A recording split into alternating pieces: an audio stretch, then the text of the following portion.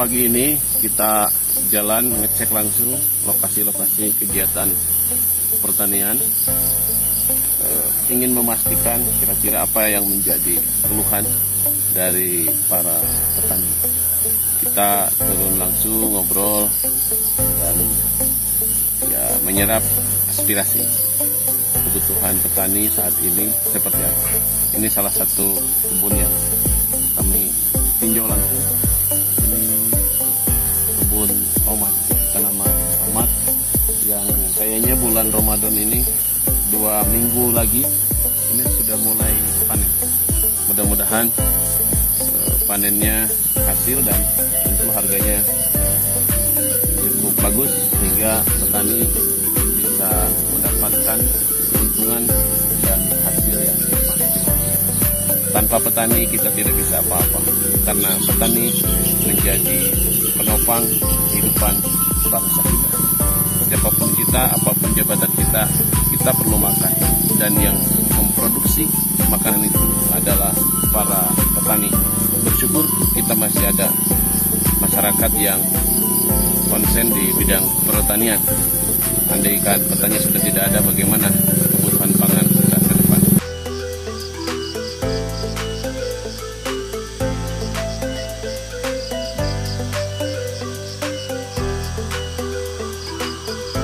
Sebenarnya jadi petani itu punya peluang dan potensi untuk mendapatkan. Sekalipun kita diam di kampung, tapi rezekinya sebenarnya rezeki kota. Tinggal bagaimana membangun spirit bagi anak-anak muda supaya anak-anak muda hadir di dunia pertanian. Nah, kelemahannya pertanian di kita ini pendekatan teknologi.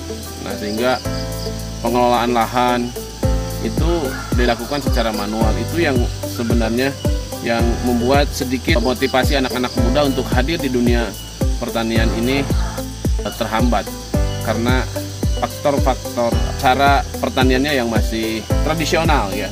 Maka mudah-mudahan ke depan untuk kegiatan pengolahan lahan, jadi teknologi tepat guna di bidang pertanian ini kan sudah banyak, seperti di luar negeri gitu ya, olah lahan, kemudian pemeliharaan, pemupukan, penyiraman sekarang sudah mulai dengan alat-alat modern. Nah, kekurangan kita satu, pengetahuan, yang kedua menghadirkan teknologi membutuhkan modal yang besar.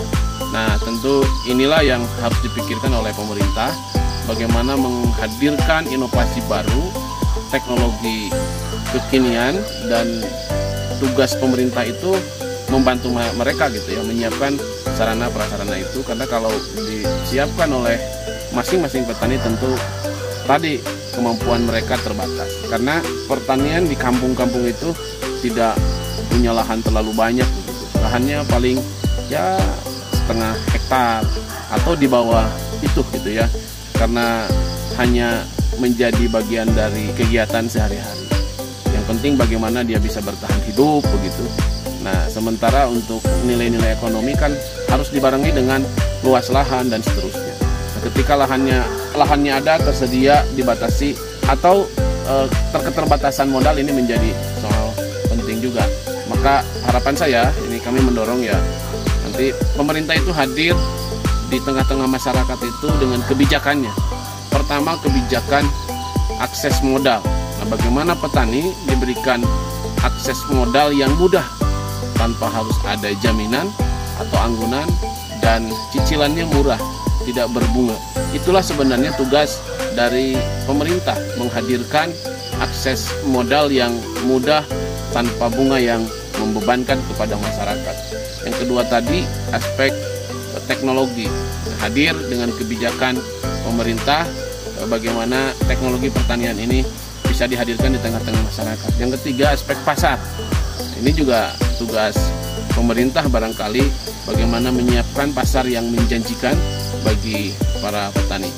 Itulah mungkin pesan-pesan yang mudah-mudahan menjadi pemikiran bersama, dan insya Allah saya juga ikut mendorong, terutama di Kabupaten Tasikmalaya, bagaimana dunia pertanian menjadi dunia yang sangat strategis bagi kehidupan bangsa dan negara kita. Terima kasih dan jayalah untuk para petani di seluruh Nusantara.